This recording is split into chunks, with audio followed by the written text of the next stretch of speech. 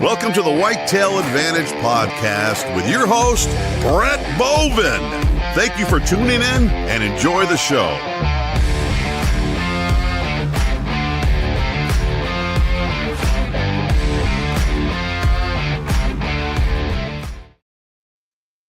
Yeah, we're all together on the intro tonight. Yeah, what's going on, everyone? Ew. What is up, everyone? It is Sunday. What's today's date? Shit, April 27th. Yeah, I'm drawing a blank right there. Damn. Episode 148. Tonight, we're just going to be having some fun, laid-back show. Well, every show is laid back. Fun. But tonight, we're just going to be talking about our best hunting memories that we've had throughout our hunting career. But first, I'd like to say that we're not politically correct. We do shows. Our 10 ring news. Thank you, Johnny, for that name. Actually, I love that 10 times better than fucking housekeeping notes. It's amazing what I come up with after a few of these. First things first. As you noticed, we switched our time from our live shows from 8:30 to 8. Yay. The reasons why, you don't fucking need to know why. We just changed the times. That's our business, not yours. Just accept it and move the fuck on. Okay. We do what we want. We do what we want here. Yeah. Jeez. Thank you, Squatch. Jeez. Yeah. What Michael's commenting here in the questions, and he said, "You just can't get rid of me." And I said, "You're right. I don't know what else to do." I tried switching the time from 8:30 to 8, and you still fucking found us. Yeah, Mike's kind of like a hemorrhoid. I mean, you just always know he's there. You always know he's there. But look at him. He's asking right now. I want to know why. I don't have to tell you shit. Well, he did kill a turkey. Yeah, I know that. I did see that. He did kill a turkey. That is awesome. The rumor has it, though, he questioned it to death. He didn't really shoot it. He asked it like 60 times. Have you ever eaten possum? Are you sure you want to come on here? Is it okay if I kill you now? Flavor. I see Flavors is here. Hi, Flavors. How are you? What's up, Flavors? What's up, brother? Justin in here as well. Let me see the other news that we have here. Oh, also on Instagram, when we do all of our Facebook posts, our Instagram, YouTube, and everything, I'm not the best on doing it on Sundays, but Mondays through whenever, if we make a post, it's going to be at 8 a.m. or 8 p.m. When everyone thinks of Whitetail Advantage, something's being posted roughly around 8 p.m. So just keep that in mind. Also, if you want to have a shout out, us to shout out your name, business, whatever the case may be, send me an email, brettbovin@whitetailadvantage.com, and we can work something out there as well. Also, we've been doing this Canada trip where we do Canada through X months or whatever, and having a guest that comes on for the Tuesday show. However, some had to cancel due to some business things. Anyways, we only have 2 more shows lined up with a Canadian guest that's representing a province. We're trying to get one more. Haven't heard back yet from that guest, so I don't know if we will or not. Other than that, some of our Tuesday show throughout this Canadian period, we're just going to have some of our good guests that we know come back on the show. Also, we will be starting our USA trip around the clock, around Alaska or Alabama or something like that, starting June 17th. I can't remember which one we start off with. All right. I think it's Alabama. Home Alabama. Yeah. E becomes before S. That's right. Yeah. I'm not the best when it comes to the alphabet because I just don't give a shit. Hey, man, you got your grade 10. You're all right. Yeah, I got that. And somehow I passed college. Yeah. So That's not hard. I did. yeah, well, I got the dean's list one year, and I felt pretty good about that.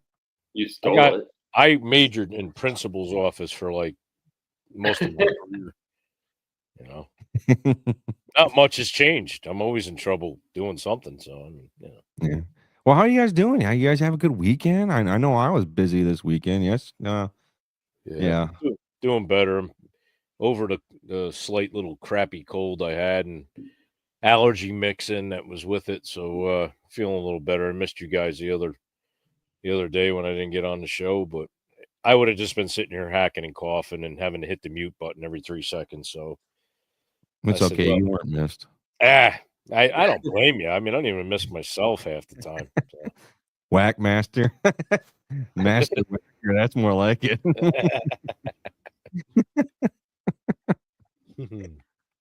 Well, you're feeling better though. You sound better, at least for the most part. I got my radio voice back. You're doing pretty good. I got all that cruddy white stuff out of there you said I had in there. Yeah, that white water. Yeah, them swimmers, man, they get stuck down in here sometimes, but you know, a good hot tua and it goes away. Johnny, how about you? I know you're gonna be going hunting with your daughter soon. Yeah, tomorrow after school we were going to go out, but this weekend, man, hung out with the kids. We did a gymnastics event Saturday morning. Hung out here Saturday afternoon. Today we spent a lot of time at the parks and at an old school pinball arcade in my hometown. Oh wow! It was pretty cool to see my two youngest just tearing it up on an old school pinball machine. Yeah. That was a lot of fun, dude. My son just gets into it. Just beats the shit out of it. What was it? My son, he loves this YouTube character on, his name's Handyman Hal. And he'll just sit there and watch him on YouTube. And now at the point where he's just grabbing my hand where I'm sitting down and he goes, "Let's go." And just like pulling me to go do something. And I'm like, "Listen here, you bitch. You can't tell me what to do on the ground." Yeah. And next thing I know, I get up and I go do what he wants me to go do. Oh yeah, look who really wears the pants in this household. Sure, the fuck ain't me. Yeah. Right. Wait till he asks you for the car keys someday. Yeah, that's just gonna be the day where I just I have no idea what's gonna happen that day. Yeah. I wonder what my parents felt like when I asked to start giving my license. Well, I remember your mom was pretty nervous when I was over there about you taking the car. She's still nervous to this day. You know, I hope little Brett's okay. He's such a bad driver. I said, well, he'll be all right. Don't worry. Come closer. It's all right. Let me hold you. Let me. I'll cure those worries. Don't worry. It's gonna be all right. Well, tonight we're just talking about like our best hunting stories, kind of like our best memories out there in the woods. Yeah. Anybody want to start off the show? Who's got their best? Who wants to share their best memory? Well, which memories? I mean, are we talking certain ways of, bow or rifle, or just your most memorable kind of hunt? Just your most memorable. It can be your largest kill, your largest harvest, or whatever whatever you believe is the most memorable moment for you out in the woods. I have mine, so I can go first if you guys want. Hey, go ahead. You go first. I have to. I'm gonna remove myself here real quick. I gotta do something. Take care of some kids here real fast. Yeah. Okay. I'll jump right back on, brother. All right. Yeah. Thank God. Just stay off for the entire night, I guess. Maybe. Thank God for children. Yeah. Right. So let's hear it. What's your favorite story there that you get? My favorite story, besides my first kill with my bow, was the one that I got with my largest deer that I named Fish Hook. And the reason it means a lot to me, yes, it was my largest deer. He scored 144 and some change. I can't remember it top of my head right now. But it's the story kind of wrapped around it, the whole thing, that makes it like the best moment in my opinion. And so when I get out to go hunting, I start losing my mind if I'm not in my tree stand ready to go by at least 3:45, 4 o'clock. If it's past 4 o'clock, then I start losing my freaking mind, man. And I'm like, I don't like this.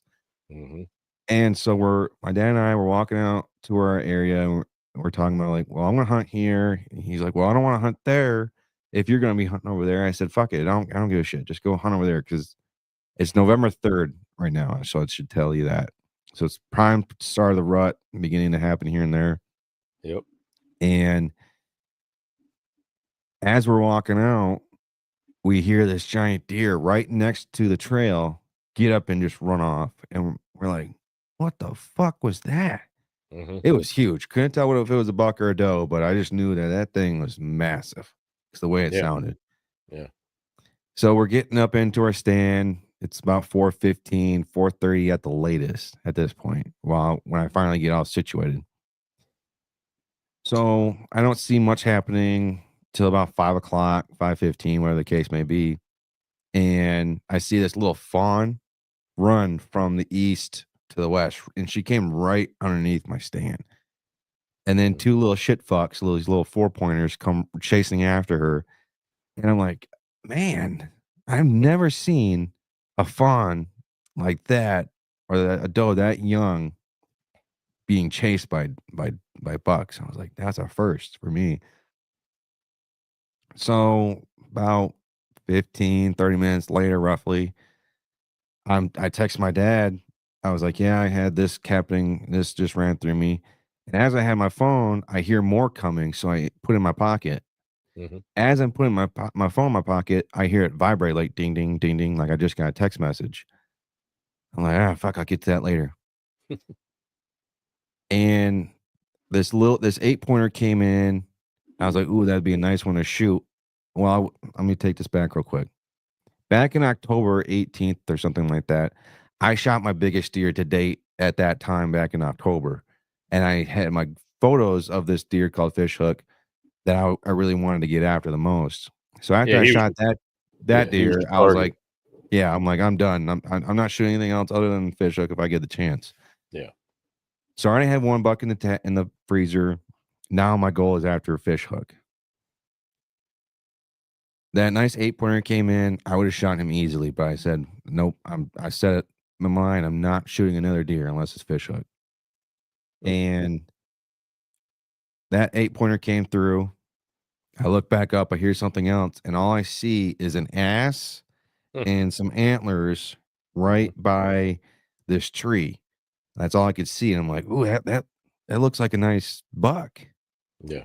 And it came from the east. It's facing me. Then it starts turning south and walks right in front of me. And sure as shit, it's Fishhook. And I'll preface it this way. I saw a photo of him September 1st. That was my first time seeing him. Never saw him again up until this point. So I'm thinking he's gone, dead, whatever the case may be. Mm-hmm. So I'm shitting bricks when I see this deer just right out there in front of me. I'm like, oh my God, yay! Yeah. It's him. Right, and then as I'm just more in shock of like, holy shit, I just see this giant deer. Now I went into like 3 different modes, like all in once. I went from yay to, all right, don't fuck this up. What do we need to do to make sure I don't screw this up? Yeah, that composure is a main thing, boy. When you've got that buck you've been watching, you got to bring all those emotions, everything slow motion, think about what you're gonna do, and carry on, man. Yeah, it was full game modes. Went like I switched into 3 different game modes. It seemed like all in 1 second. Yeah. And then after that moment, I'm thinking, all right, after I went through my happy phase to let's not fuck this shit up to, all right, what do I need to do and actually kill this deer? And so I'm thinking, all right, if he comes this way, when am I going to get? At this point, he's eyeing me the entire time. He won't take his eyes off me, but he's moving across. He finally gets to this point behind a tree that's about 10 yards right in front of me. So I instantly grabbed my bow because it was right there. So I instantly grabbed it and I drew back, thinking, all right, if you take a step that way, I want to get you right past that tree. Right. However, the way he angled or something, whatever that happened, I can't exactly remember, but I couldn't get the shot right there. Mm-hmm. Then he kept going a little bit more. And now he's like more and more west, and he's more and more turning out of my angling. And as I'm tracking him, I said, fuck it. If I don't get him here, I'm not going to get him at all. Yeah. However, as I'm getting close to my point where I'm actually going to take the shot at him, my bow riser my limbs, I mean, was hit my bow hanger. So I had to squat down. Like, I've never practiced this before in my life, but it's something it just told me, get down and shoot. Mhm. I shot. He went about 5 to 7 yards up in front of me after I shot him. I'm thinking, well, shit, did I miss him? Because I pegged him at 20, 22 yards, and I just aimed a little bit higher to be on the safe side. Mhm. And thinking that was a perfect shot. I don't think I missed. And sure as shit, he's standing there, and all of a sudden starts falling down, and he hits the ground. Wow. Then I saw his head. This forever will always be imprinted in my mind of him grasping for air. Yeah. As his head is falling to the ground. I've seen deer. Hi, Johnny. I am back. I've seen deer die like out in the field, but I never saw this. Right. And he's dead. He's right there in front of me. Mm-hmm. After that, I remember when my phone went off when I put it in my pocket. Yeah. I looked at my text message. It was my dad, and he said, "Monster deer headed your way."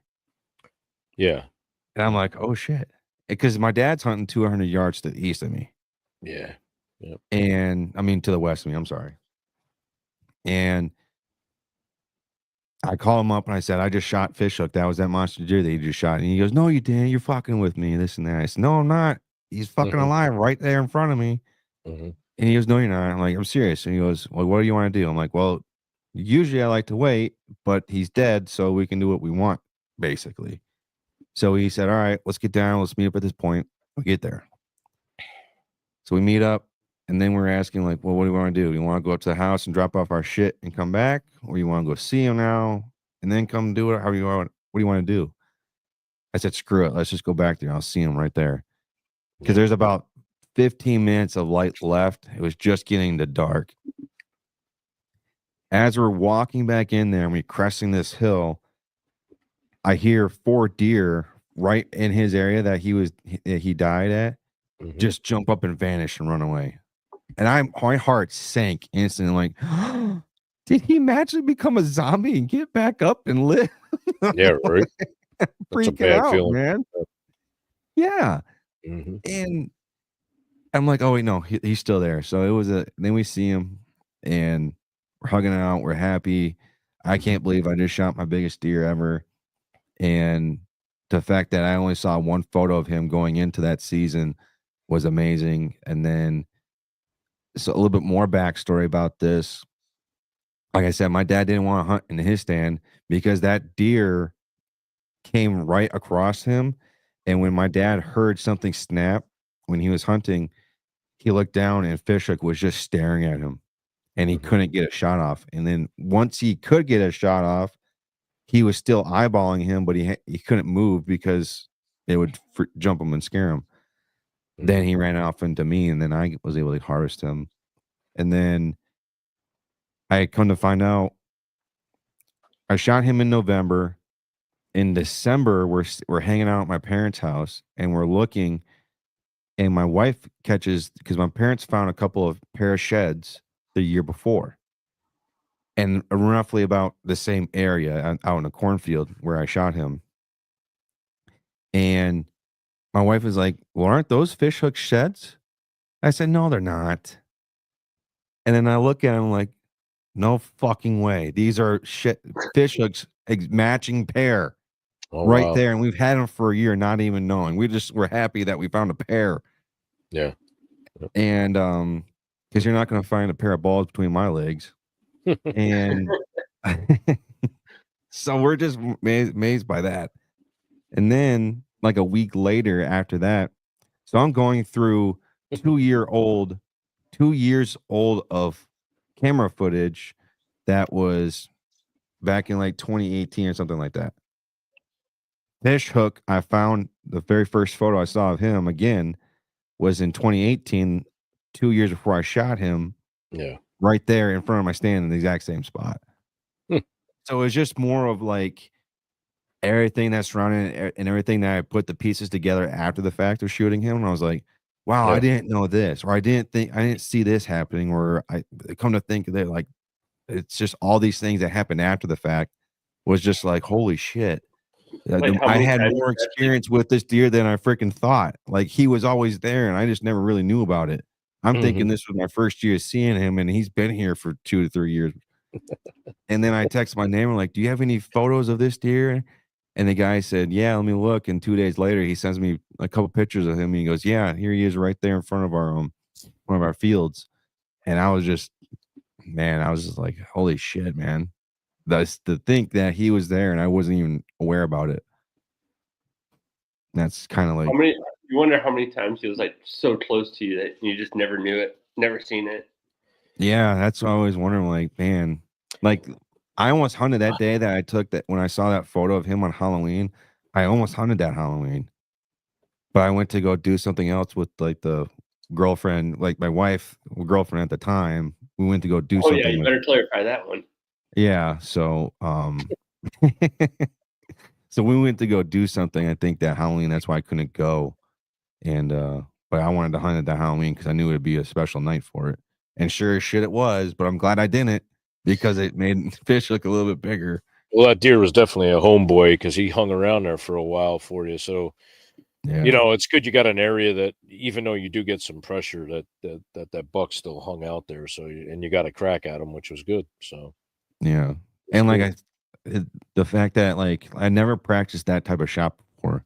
Like, I always practice as many different variations of shooting positions, but I never thought to think to myself, "Let's squat and shoot like this, because when the fuck am I ever gonna need to do this?" Yeah. And then that's when I started thinking, "Alright, you gotta think of more scenarios. You can't just sit around, you gotta think of all these type of different things." Yep. Now, do you Fuck you, practice Dave. shooting like that? What'd you say? Do you practice shooting like that? So, like this weekend, shooting my bow, I'd shoot from the kneeling, sitting down Mm, Indian style. There's like all sorts of different sitting positions shooting my bow. You guys, I just for that one scenario. yeah, so I do train, like, I practice a bunch of different scenarios when I'm shooting, but now that I got a saddle, so I'm gonna start shooting more out of that and different, um, different positioned out of that now, yeah, so but I Practice your weak side. primarily I shoot standing, I practice shooting my bow standing. However, when I'm in my tree stand, I sit. I feel more comfortable sitting down, though, the entire time. Yeah. Well, you sit when you pee. So, I mean, it makes you feel Yeah, I more know, comfortable. right? And that goes along with, PSE Mobile's, Dave's here, his comment. His pronouns are fish hook and butt plug. Yeah, that was the guy that you met at the Blue Oyster. That was the fish hook. Yeah. Yeah. Yeah. Dave is ripping in a new one right now. He Yeah. says, "LOL, practiced on his back position, doggy style mission." Dave's going ham right now. He Man, talks a lot of shit when he's off the show. Oh, you right? see this? I didn't see this one. Fishhook is actually a dude he met at the Blue Oyster. Yeah. Yep. Freaking Dave. Oh, I have not seen this one before. This is a new one from Minecraft time. Minecraft Time. Hi. Hi.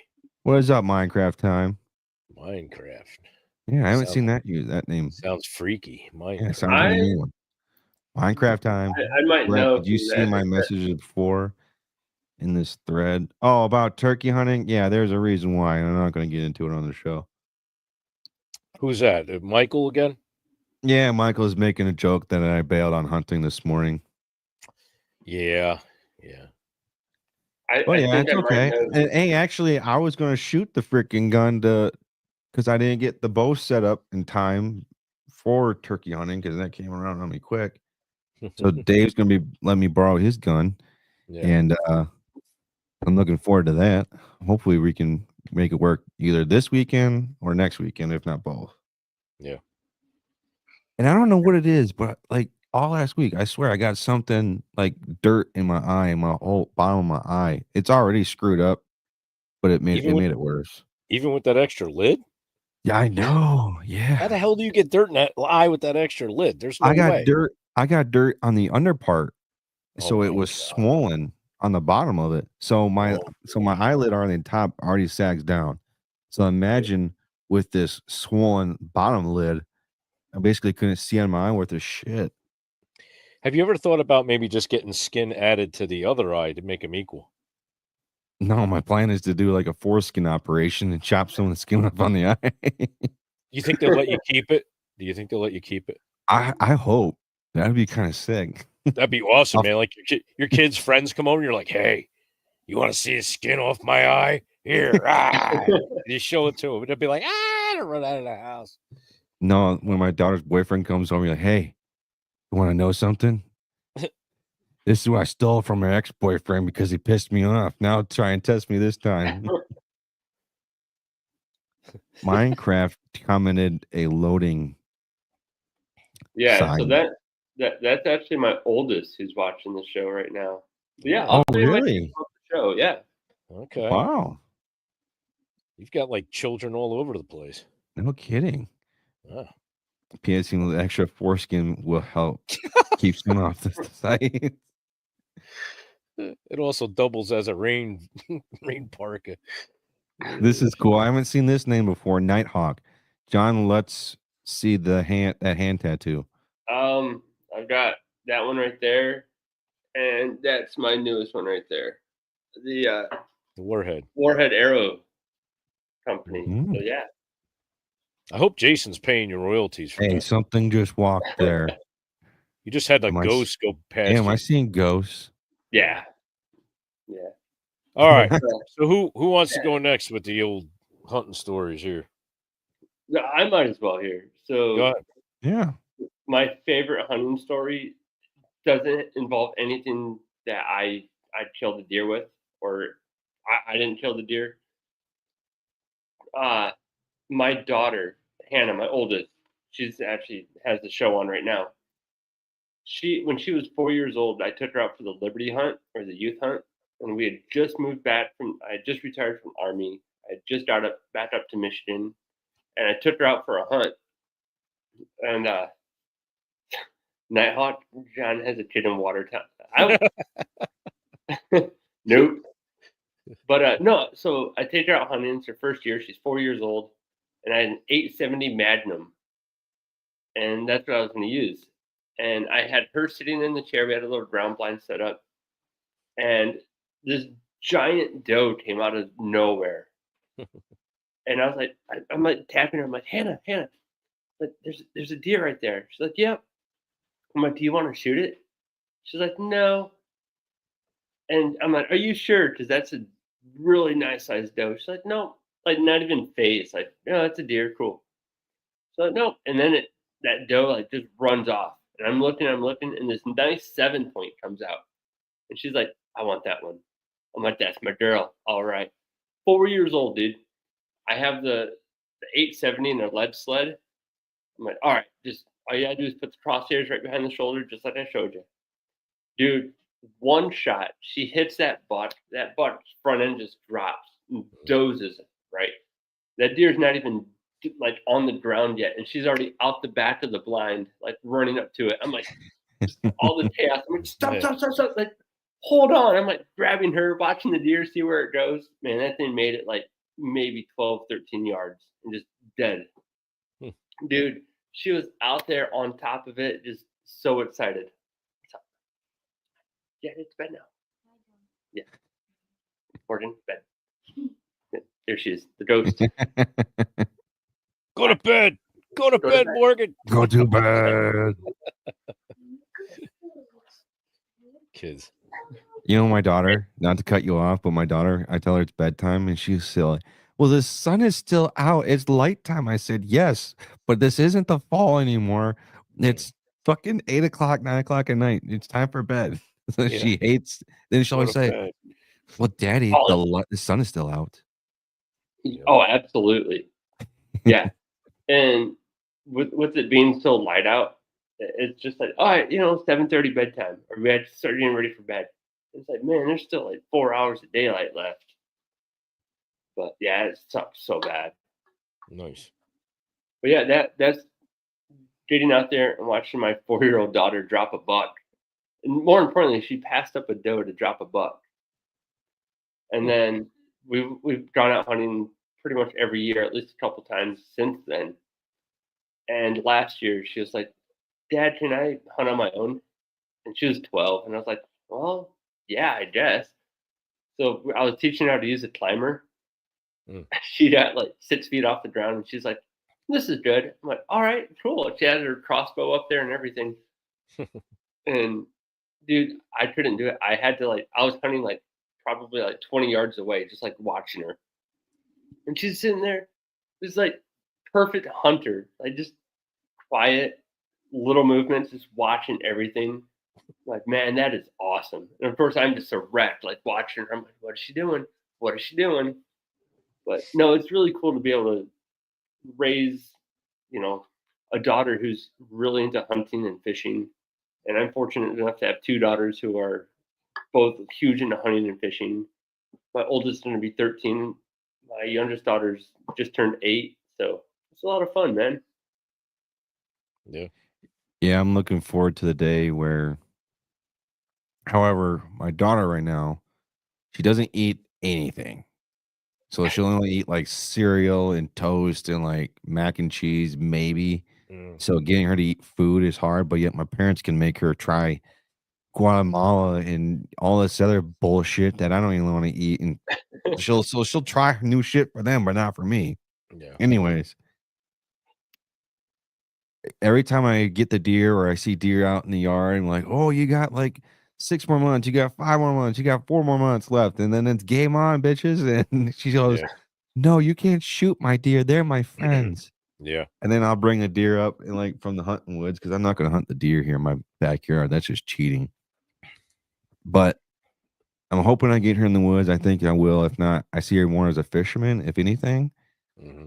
And I hope she gets into bow hunting or crossbow hunting. Don't get me wrong, but I'm not going to push anything. I don't like I wouldn't do that to anybody, but I'm going to force them to at least, they got to try it more than once to see if they really like it or don't like it. Because that one time you do, you're not really going to know if you really like it or not like it after the first try, in my opinion. You got to at least try it for like a couple times. Oh, But I'm yeah. looking forward to, I have a feeling my son will do it because that dude, I can't get him outside. Like, I mean, I can't get him to come inside when we're time to get ready for dinner and stuff like that. He will just die outside. Like, he needs to be outside all the time, like me. So he's going to be an outdoorsman like me. I can see it. Mm-hmm. Dude, my son will dig a hole and lay in it and be just as content as can be and just loves it. Yeah. Michael wants me to do something for him, so I'm going to do it. I told him I wouldn't, but I'm a nice guy and I'm a smart ass guy, but I'll do it. So Michael got his, I think this was his first deer. Right, Michael? I think this was his first. I think it was First his deer, second. first buck. His first buck, I think. Yeah, I knew it was first something, but Yeah, he got it back. he got sent to a taxidermist, and it's his first buck. I knew it was first something, and I can't load up on here, but let me show it from my phone here. Very nice. Yep. Yeah, that's the one he got mounted. Yep. Cool.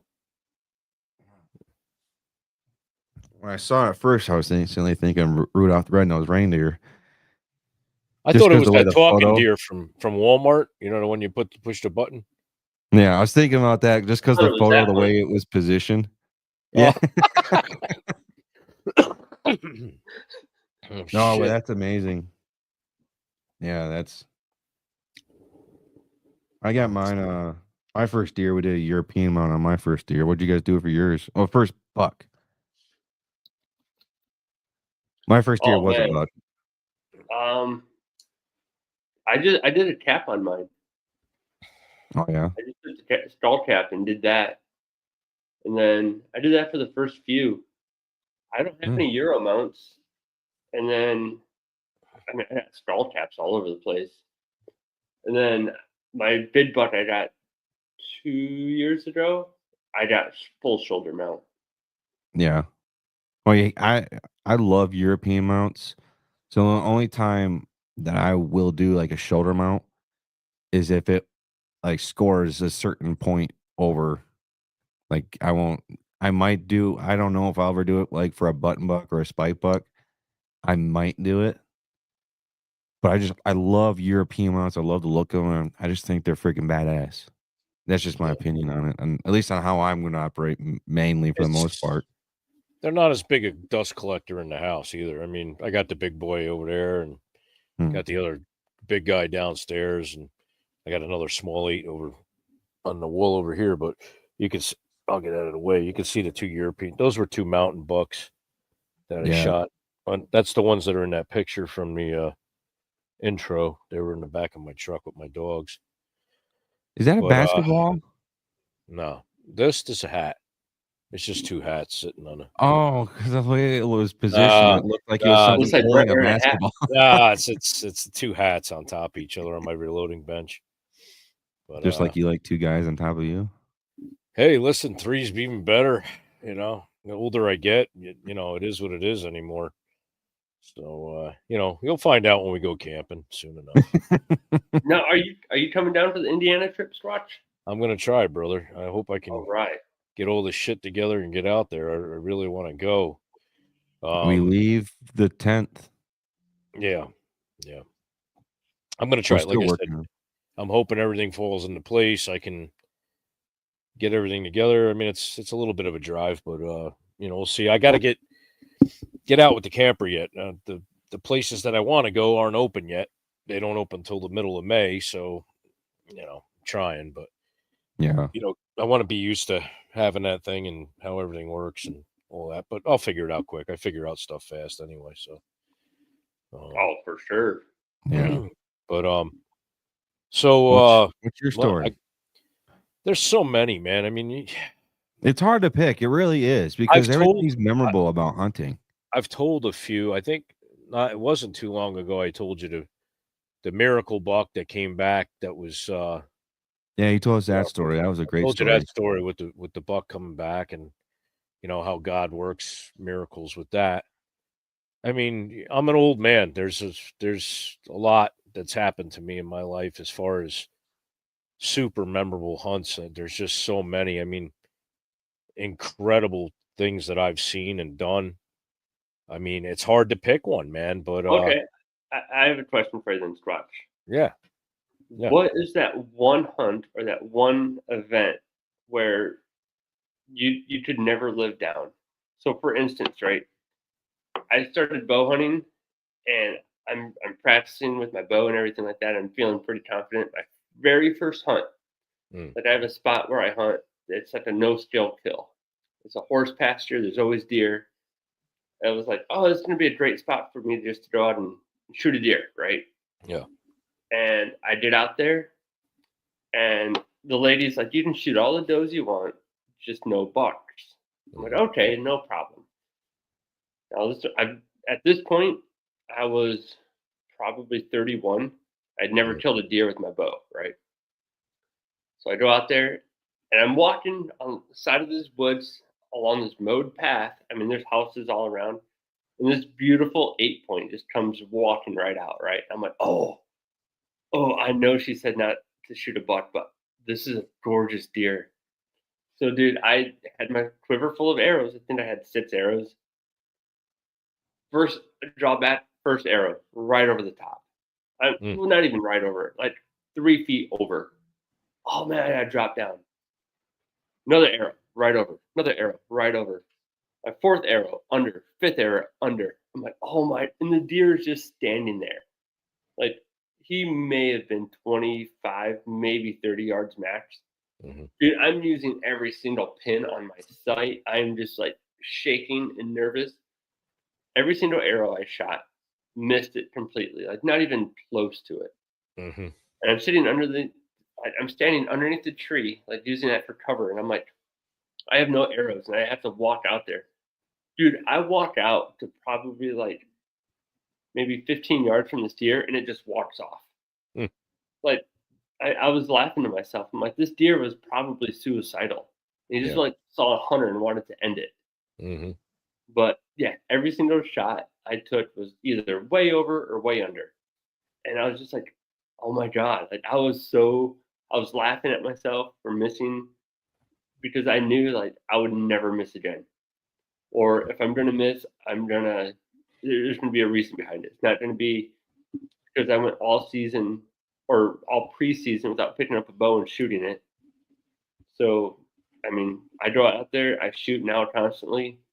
whether it's traditional, longbow, reach, or whatever. Like, I'm going to go out there and shoot my bow. Yeah. Because I don't want that to happen again.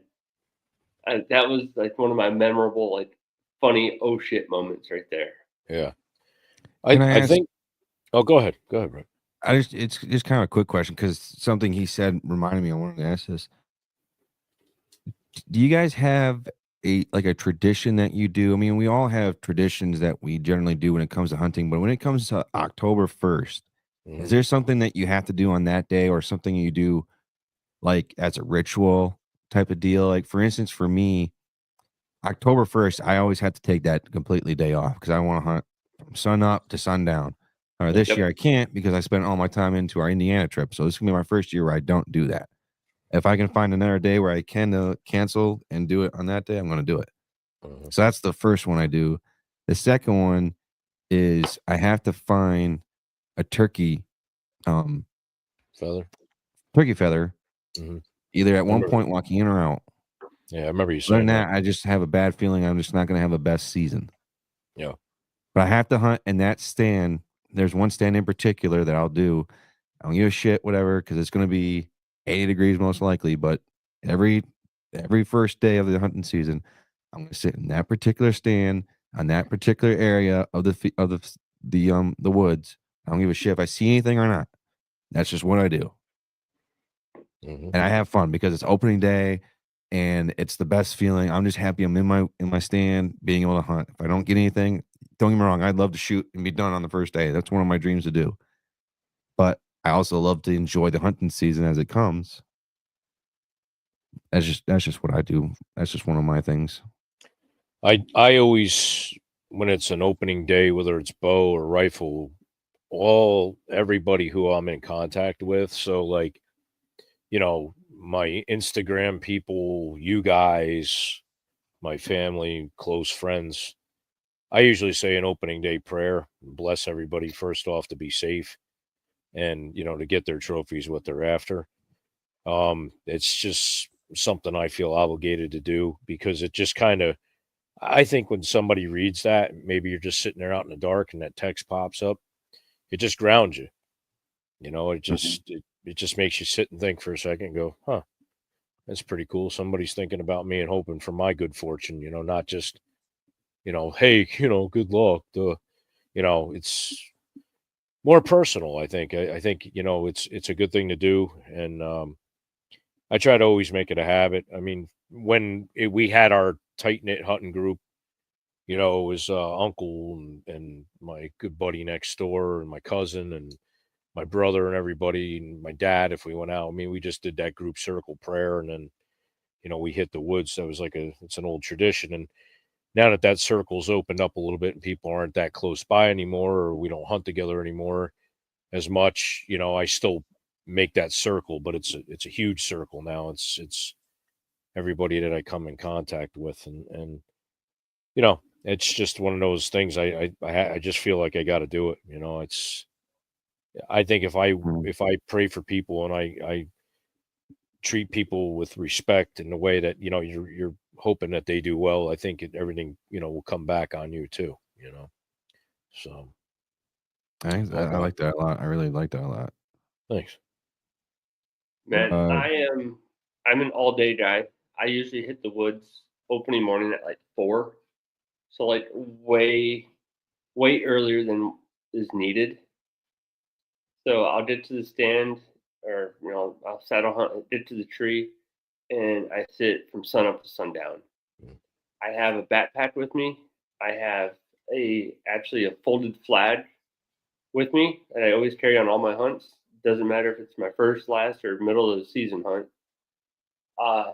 And then I usually have about 7 or 8 rippets at the energy drinks, and that's about it. Maybe some trail mix. Other than that, that's all I do. And I will sit there and all day, like not get out from the tree. Last year, I took out 2 of my buddies that have never really hunted like that before on opening day. I remember you doing that. At noon, they're like, can we go eat? I'm like, you didn't bring anything? Oh, no. I'm like, you can go back. My keys are in my truck. You can go take it. well, we don't know how to get out of here. I don't care. I'm sitting in the tree. Mhm. And yeah, like that's my deal. I'll sit all day. And like you said, Brett, it will be 85, 90 degrees here, humid. And like if you put a shot on a deer, you now have like an hour to get it before it starts bloating because it's so damn hot. Yeah. Yeah. And it's so thick at that time. But I mean, you're better off not shooting a deer opening day just because Right. it's so damn hot. But I'm out there from sunup to sundown, and usually the first couple days I am. Yeah, I do my best. The way I'm at PTO, I do it at least on that one. And you can shoot a deer on that first day unless you have ice prepared and throw ice in them. And I know that's a big topic. I know we're going to talk about that on a later show where watering down your deer right away is a good or a bad thing, shoving ice in them and this and that. I know people talk about that. However, that's just one thing that I do. But yeah, I think October 1st means a lot, and I'm just looking forward to it. I mean, fuck, I have a countdown. It recycles every year on my phone. And let me see if I can find it real quick. Because I like to know exactly where is it. I can't find it. John, I can't find it on my phone. I mean, There it is. growing There up it is. hunting, how many days we at? That's where we're at. Hunting season. Here it is. 5 months, 3 days, 10 hours, 12 minutes, 48 seconds, 47 seconds, 46 seconds, 45 seconds. Nice. Well, So like, yeah, we're basically at 5 months away until hunting season starts. At least October 1st for us here in Michigan. You start October 1st though, right, Squatch? Yeah, October 1st, we start bow season out here.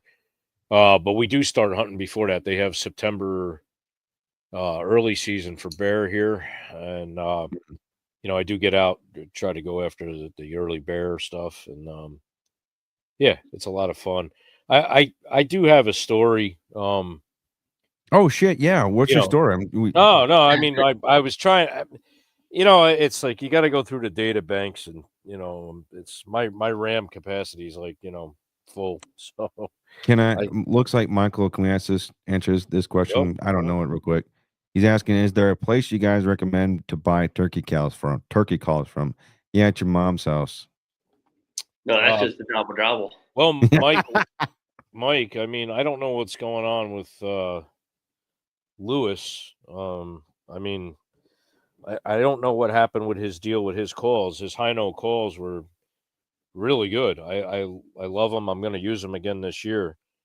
Some good manufacturers to check out is Phelps. They're helping that young man out with the disability. Jagger there, he's on hooked up with Northwest Spur Chasers, and Phelps calls are a good made call. Also, a local guy out by you, I'm on their pro staff with them, is Rack Getter Sense.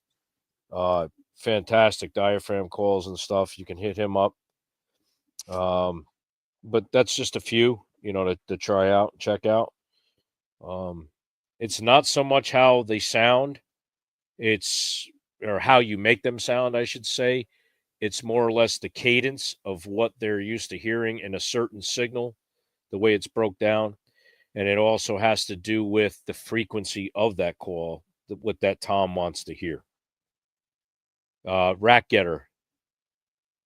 You can find him right on Instagram, Rack Getter Sense and Lures. For the audio version, Michael asked, what is the one by me? That's why Squatch said Rack Getter. Yeah. So, yeah. But so what's your story? So I'll take you back a bunch of years.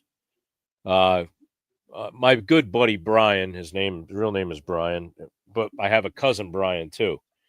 So we all came up with nicknames for each other. My buddy Brian's like 6'3", about, I don't know, probably 225, 230. He's a big old boy, big Pollock. And we call him the Silverback because his knuckles dragged the ground, So, guy's Air Force decorated veteran. E8 Master Sergeant. I think he might even be an E9 now. He's getting ready to retire. But I met him. He moved into the house next door to us at my father's house when I was 16. And right away, he said he was from Buffalo, New York. So he had moved down here. He says, wow, there's a lot of nice land down here. You guys hunt? I said, no, we don't hunt. And I hunted. I was like, I don't even know this guy. I'm not taking him out with me. So just to give you a little brief background, I don't want to bore you to death, but long story short, we became brothers, really good friends. Hell of a nice guy. We had each other's back, with everything that we did. We started hunting together on my family's property and a couple other places we used to go to. And being that I have Native American blood in me, he used to call me the Indian outlaw. And, for reasons I can't divulge too much on the air, but, I was the Indian outlaw, and I was always very lucky out in the woods. I'll still say to this day, I'm more lucky than I am good. But we would come in from hunting, and we got into some Seagrams and Sevens and whatever the hell else we were drinking the one night. And he says, "That's it, damn it! I want some of that Indian blood." So he says, "Let's become blood brothers." And his wife goes, "Are you guys serious? You're going to cut your fingers open right now?" We're like, "Yep." And she took pictures. She's got pictures to document it. And we shook hands on it. And he says, "Now maybe I'll be lucky like you because I got that Indian blood in me too." So I said, "I hope so, man." And still to this day, even though we don't see each other as much as, we did, we're still really close. You could pick up a conversation like we just saw each other the day before. So going back a bunch of years, I got in this one favorite stand I called Squeaky. It was in the swamp. He went up further towards the orchard, and it was rifle season.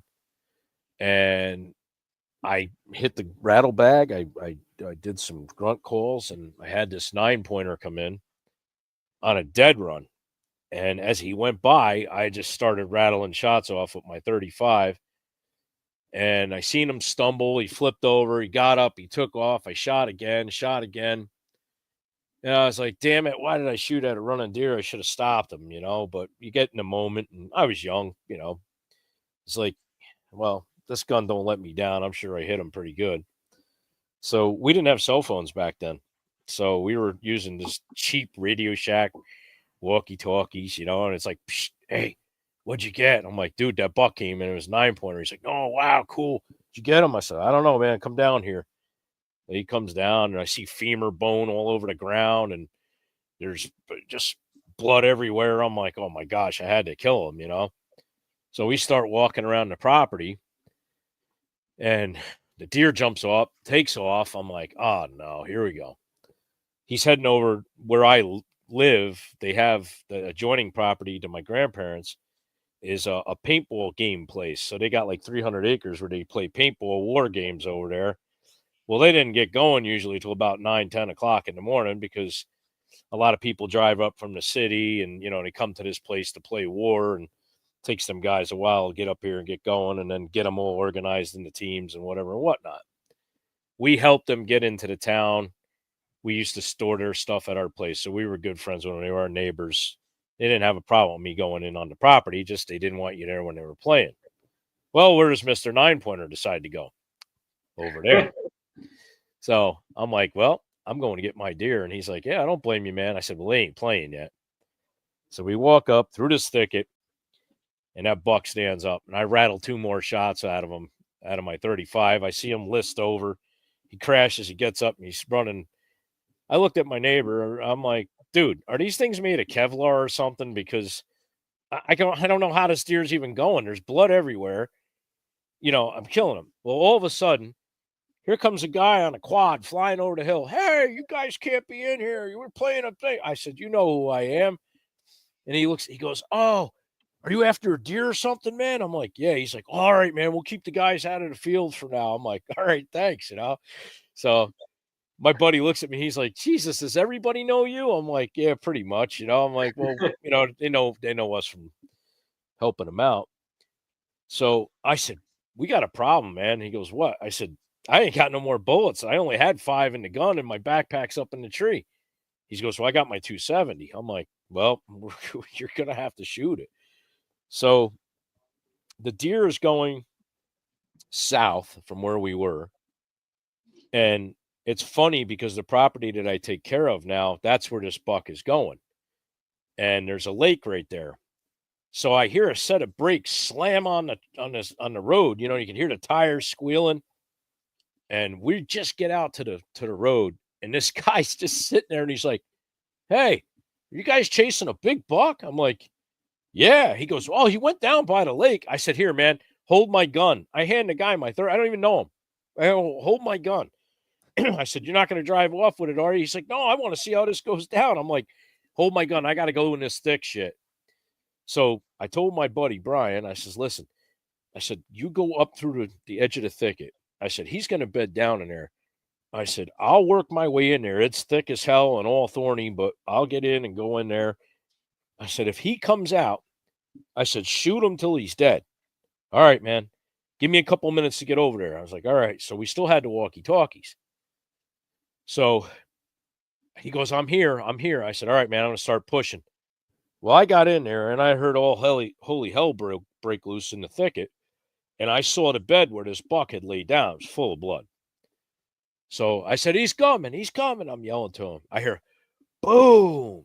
Yeah. Boom. I'm like, boom. Yeah. Boom. I'm like, what? I'm calling. I'm like, Brian, did you get him? Holy crap. He's going. I said, what happened? He goes, you ain't going to believe this shit. He said, he came out of that thicket in front of you. He said, he came up to me and all I could see was the white patch of his throat. So he said, I shot him and he went right to the ground. I said, oh, and he goes, that's when I said, yeah, because he went down. He stood back up. I'm like, how? It's a 270 at like 50 yards. He shot this deer and he shot him again. And for the last time he went down, dude, we walked over to that deer. I blew his rear leg off with the 35. I hit him 2 times up through the backside of the rib cage when he was running away from me. Blew out his liver, blew out his stomach. I blew out some of his lungs. He shot him twice in the neck and finally killed him. So Oh man. I'm like, we gave each other this big bear hug. I mean, we were just like, oh my God. And we had lost deer before, you know, over the years, him and I hunting together, just strange stuff just happened. And we were like, finally, man, we didn't let this one get away. We got him. And he's like, I'm telling you, man, see, you gave me that Indian blood. We're lucky now. We're lucky. I'm like, yeah, man, you know, it must be what the hell it is. I said, you know, we just got really lucky on this one. So like I always do, I got down and I did my Indian ritual over the deer, which I hold their face up. I breathe in their spirit and then I blow their spirit back out. And then I take the blood and I go underneath my eyes with it, just like the Indians did. And he's like, that's incredible. I said, well, you know something, man. I said, that's your deer. Oh, no, man, I wouldn't do that to you. I said, you're not doing anything to me. I said, you finished him off. You got the 2 last kill shots in him. I said, that buck is yours. And he's like, oh, man, are you sure? Are you sure? And I'm like, please, you know, we worked on this together. You're like a brother to me. It'll be something for us to remember for the rest of our life that when you look at that deer on the wall, we got that deer together. And he's like, yeah, you're right. He goes, I agree with you. And he goes, besides, you got that buck over there. He says, it's too small to put up next to that one. I said, yeah. He goes, it'll look better on my wall anyway. I said, yeah, I thought you'd see it my way, you know? So, he took it over. We took it over to the taxidermist and, you know, the guy's like, Jesus, man, you hit it twice in the neck. I'm going to have to stitch this up. I can fix it, though. And he's like, all right. And we told him the story, and he's like, man, you guys got some tough deer over there. I said, yeah. I said, you can't make this stuff up. Sometimes you just do the best you can. And these guys go on, man. They're incredible animals, but it gives you just that more respect for an animal that can endure so much pain. I mean, there's nobody. I don't care. You could get the biggest dude you can find. One shot, they're laying there kicking and screaming like a little bitch. They're not going to get up. These deer endure. I don't know how they do it. I really don't. I mean, they're strong animals. it makes me want to pursue them even more. And, it's things like that, when you hesitate and you think, well, no, I'm not going to take that shot because I know how strong they are. I know what they can endure. I want a quick, clean kill. I mean, it's things from the time you're, 23, 24 years old, and you get up in your 50s, like me now, and you sit there and you think about stuff harder. You remember how things went down in the past. And don't get me wrong, things still happen. I mean, it's never not going to happen. But just a cool story with good people. He's still got that buck up on his wall. And, like I said, we're really tight. He's a great guy. He had bought a 223 from me, New England firearm break action. It was one of the first Predator guns that I had bought. And then I had bought that 204 that I still carry to this day. And he just asked me a couple of weeks back. He said, "Hey, do you want to buy that gun back?" And I'm like, "Yeah." I was like, "I'll buy it back." He goes, "Well, I'm using my son's 243 that he don't use." So he goes, "I really don't need the 223. And I said, "Well, hey, man, I don't even remember what I charged you for that gun with the scope." I said, "Do you remember?" He goes, He goes, "You're my brother." He goes, "Just buy me a good bottle of whiskey." I was like, "You sure?" He's like, "Yeah." So I go to the liquor place. I get the biggest bottle of, Knob Creek 9-year I can find there. And, I brought it over and he handed me the gun and this box of bullets. And he's like, I said, "You sure this is enough?" And he's like, "Come on, bro, we're brothers." He's like, "I don't want nothing from you." And I'm like, "Oh, geez." But that's, when you talk about a hunting stories are hunting stories. Yeah, I killed an animal. I stood over the animal. I cleaned the animal up. I got him mounted and I moved on to the next season. It's usually what people's stories are. When you've got the family, you've got the brotherhood of all these people who you've done this stuff with and the memories about it. That's a hunting story. It's not, it's not the trophy that you brought home. It's the trophy and the memories and the adventures and the shit that you go through enduring this. And there's ups and downs. It's never just a happy ending. There's a lot of stuff that happens. I mean, I sit there, I look at that 35 and I go, God, I've been carrying this gun a long time. My father bought it for me when I was like 15 years old. And I think of every inch of ground, the adventures that I've had and what I've done and what I've killed with that gun. And I can't put a number on the amount of deer I've killed over the years with it. But they're little things that you got to take in life, and you guys, I mean, the younger guys out there, you can't grasp it right now. But as you start seeing the end of the rainbow, when you get up in your age and stuff, and you start seeing things happen and people that you knew pass away that were, like your age now, and you start seeing things close in, those things really make a lot of sense. And it really makes you think about, your own mortality and how much time you got left. I mean, guys, I'm 50. What am I going to hunt till I'm maybe 75, 80 at the best? Right. I've already done my good stuff, So Well, that's like not going off but like for Johnny, at least for me, having the kids now, yeah, growing up, it was just I don't want to use the word selfish, but it was like, yeah, it's me now. Now I focus on deer hunting and getting the biggest deer possible. Not seeing what my dad was doing for me of helping me get to that spot where I'm at. I mean, I saw what he was doing and helped me get my bow around and all those things come about it. But now, as you mentioned, you see things differently in a different lens as you get older and progress through hunting and hunting career. oh yeah, When I have my 2 kids now, I'm basically just biding my time. Like, all right, I want to get whatever I can now because when they get to their age to where they can start hunting, I'm going to do what I can to not shoot a big deer. Because I guarantee you this, that deer, that fishhook deer, my dad wouldn't have shot him if he had the opportunity because he knew that he would be stealing it from me because he knew I was just 200 yards away from him. And he knew deep down that that deer was going to be coming towards me. I would do the exact same thing to my son or my daughter. Your dad would have dropped that deer quicker than a bad habit. I just know that I would have most like it would have been hard not to do it. Don't get me wrong, but to know that now once they get to their age, like I said, my whole mentality when it comes to hunting is going to alter in its own way. I don't know if it does the same thing with Johnny. I just know that him and I have the kids, and that mentality changed for me once I had my kids. Oh, So taking my daughter out hunting for the first time, well, the first probably 4 years during the youth hunt, we would see deer. Mm-hmm. We might not get a shot at it, but at least we saw them, right? Right.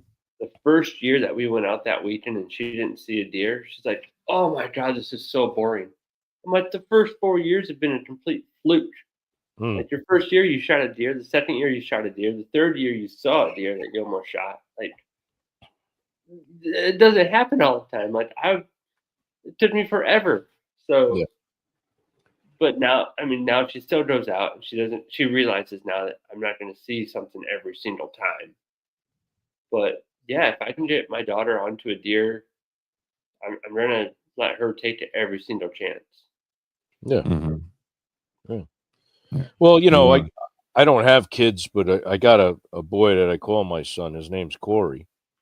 And I've had some good, hunts with him. I mean, the bucks off the mountain there. And then I went back the next year into a spot I never even stepped foot into except for the year before. And I killed that black bear. And he looks at me and he's like, "How do you do it, man?" And I said, "You see me kneel down?" "Yeah." I said, "Well, I pray." And he looked at me and he was like, "You're serious, Dad?" And I said, "Yeah." And I brought him to God. So, it's you don't have to have flesh and blood. It's if you're mentoring somebody, it's a good thing. And like I said, everybody's got a story. I walked in the woods, I shot a deer, I drug it out, I did this, I did that, but Right. it's what the whole circle is, the full circle of how things come around and come about. And you start realizing that it's not all just about that. It's the fun part, but it's the memories. It's all the memories of what you did, and stuff like that really makes it worthwhile. Like for me with a hunting story, yay, I shot a deer, but it's like 1% of that or 5% of that story. And then the whole 95% rest of it is everything that happened to it from when I woke up and I saw my kids, whatever. And then I was talking to my dad, and then how we celebrated after the harvest. That's all 95% of it afterwards. It makes that 5% of actually shooting that deer amazing. And shooting that deer don't get me wrong, like I said, we all know as hunters, it's an amazing feeling to have, but you wouldn't have that feeling if you didn't have the other 95% of the feeling around it, if that makes sense. If you could walk out there, kill a deer, and then walk back just that easy every single time, it wouldn't be worth it. No, it'd be boring as shit. Because but that's a horrible picture. Let me try to get it in focus. It's it's off a picture. That's the 9. That's me. You see how tall he is. He's a real squatch, that guy. But good God, man, that's short. Yeah, well, I'm freaking as wide as he is tall, but that was the 9. That was the 9 that we got together. That's how many years back. That's actually a Polaroid photo. That's not even a. Yeah, I figured. It's so old. It's a Polaroid photo. I think my grandfather actually took that picture of us. But yeah, it's cool. There's so much more to be done. There's hundreds and hundreds. With me, there's hundreds of stories. I mean, this buck, the big guy back there, he was a blessing too. I mean, we had a little bit of family fighting going on, and I brought him down to show my grandfather. And I was actually for one time in my life upset with my grandfather a little bit, and that broke the ice. And he couldn't believe the size of that buck when I brought it out of the woods. So it was kind of like a blessing that I got him too. So it's cool. But it's like I said, man. It's just there's just so much, not just hunting. It's a spirituality thing, and you get to know people and you get to have a lot of adventures together with people, and it's cool. The deer are the deer are the trophy, but the real trophy and the value is what you take out of it with people you're around. So That's what makes It's like hunting. this year with our Whitetail Advantage hunting trip coming up. Like that's Yeah. the whole planning and everything is gonna be wild. It's gonna be fun. yeah, And before that, I'm going out to Oregon and hunting with Nelson and Matt from Flavors of the Forest and a couple other guys. And like, Yeah. that's gonna be super. I'm super stoked and excited for that one. oh yeah, And just those 2 trips alone, I'm like, I've never done that many hunting trips in a year, shit, in 5 years. So Mm. I'm just going out and making memories now, and I can't wait because it's going to be each trip is going to be remote base camp and walk out in public and hunt. Yeah. And it's going to be so awesome, man, for sure. So many stories. Well, that's a Yeah. nice thing. That's a nice thing too about doing these podcasts, these shows. You get you're for one, you're educating people. Sometimes not so much on here because we're a bunch of cut-ups, but I mean, you're there's a lot of people out there that wonder I wonder if this only happens to me, or I wonder if am I the only one that's experiencing this kind of stuff, or what should I do? How should I do this? And I'm the furthest thing from being a professional. I'm lucky. I'm just lucky, man. God has blessed me with some amount of luck to be able to do what I do and love doing what I do. And I was put here for a reason, and I'm starting to realize it's helping people, educating people, and just being one of the guys to a lot of different people out there who need that mentorism of just even if it's just talking. So Right. it's a cool thing. It's a real cool thing. Yeah, it's amazing to be able to meet everyone that's fans of the show. I mean, we have the Yeah. best fans out there, the best audience out there, and We've it's met a a lot of people. brotherhood. A lot Yeah, of people. and just the memories, even just the memories itself, doing this itself, just the podcast alone, Yeah. is amazing. Like to lump this all into hunting with itself too, it's memories to me in its own category in my brain, at least for me. And I, like Johnny said, I'm just out there. I have 2 goals. I'm out there to shoot the biggest buck, and I want to create the most memories as I possibly can, and make sure I remember every detail that I possibly can out there. And like this trip that we're planning to Indiana, I love the planning of the process of it all. I'm looking forward to. I always used to be a guy where it's like, and we'll end on this note, where if I had a vacation coming up, I just need to detail everything. I need a itinerary, everything into it, just because that's the way I am. But Yeah. as soon as that day would come and then it would leave, I was like, well, man, I didn't enjoy the time leading up to the actual first day of leaving. Yeah. So I'm taking my time to sit back. All right, yeah, and relax and enjoy the time leading up to it, because I know once it's here, it's gone.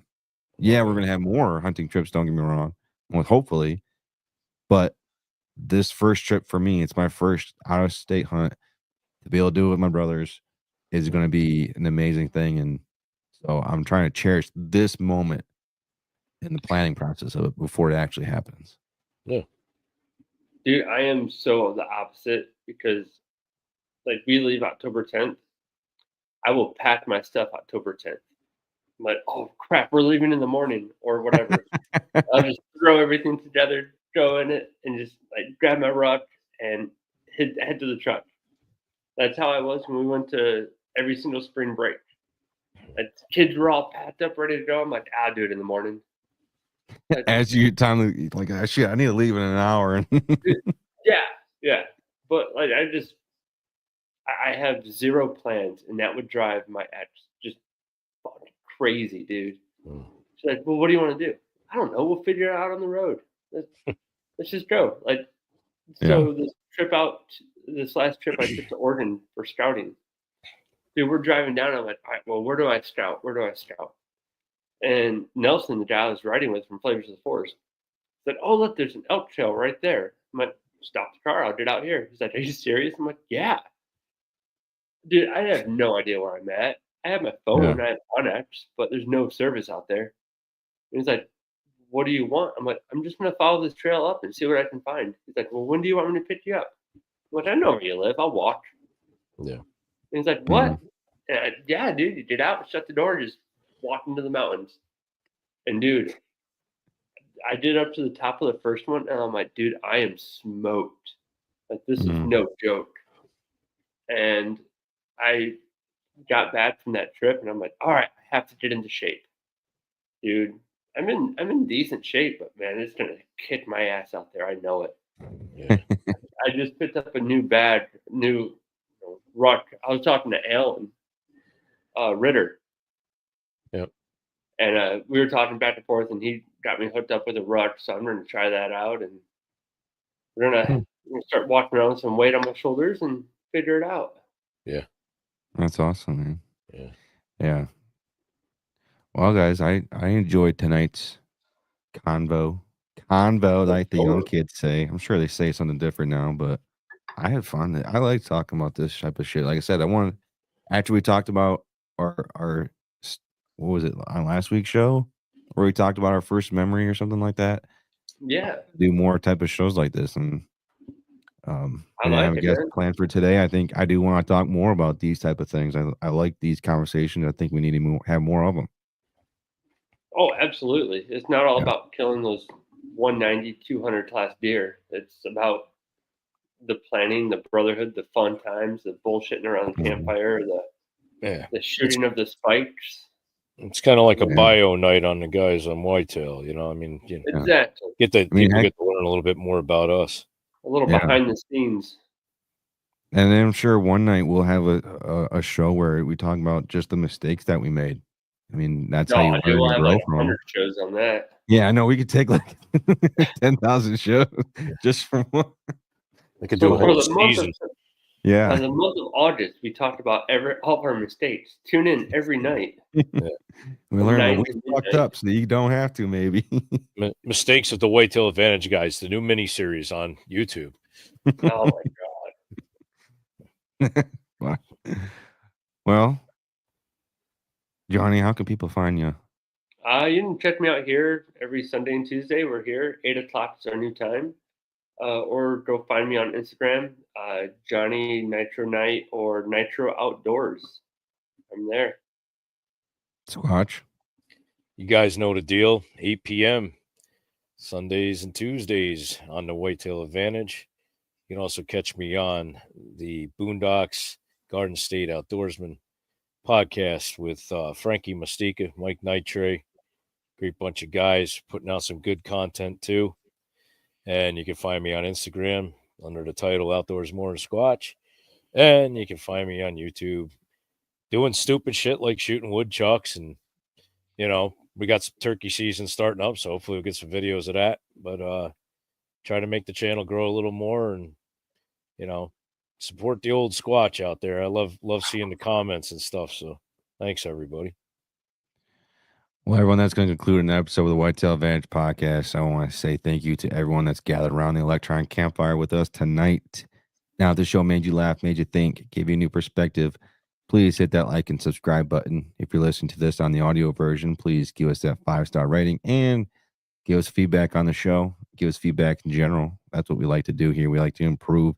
We don't like to just settle. So we're constantly talking with each other. How can we improve in any capacity?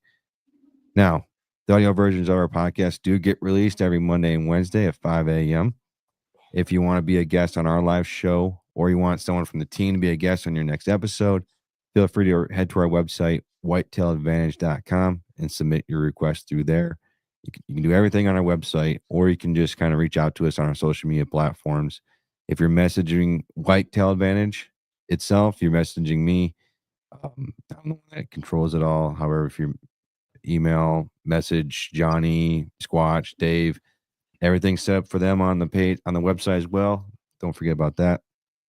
Now, last but not least, make sure to put your fucking quarter in the slot machine. You see this thing right there? That's what that means. We all know what saying is help share a show, help grow the show.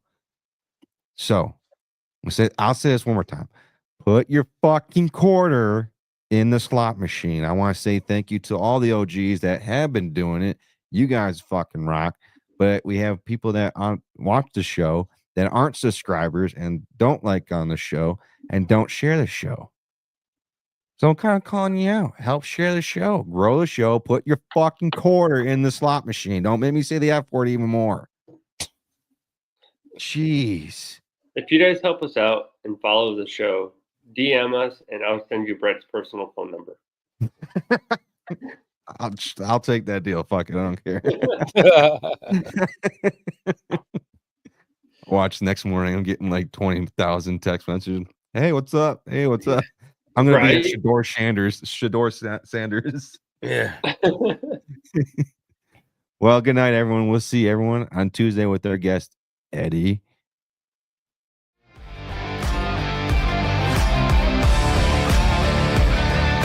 Thank you for tuning in to another episode of the Whitetail Advantage Podcast. We hope you enjoyed the show, and we will see you next time.